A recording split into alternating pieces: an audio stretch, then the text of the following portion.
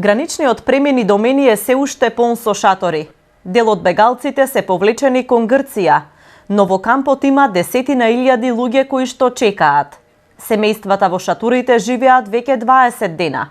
Во вакви услови на дожд и влага без доволно храна, велат дека секој ден е преживување.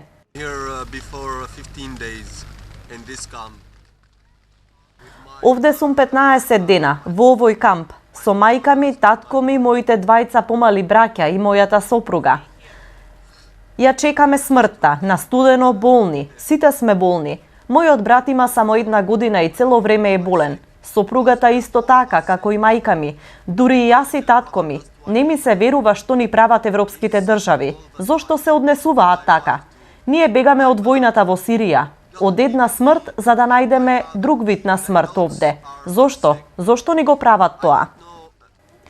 Грчките власти вчера најавија дека бегалците постепено ќе се повлекуваат и ќе се сместуваат во организираните прифатни центри низ земјата, но за тоа ќе биде потребно подолго време. Според нивните изјави, отстранувањето ќе биде мирно и ненасилно и затоа им се потребни 1 до 2 недели да им се објасни на луѓето дека е затворена балканската бегалска рута.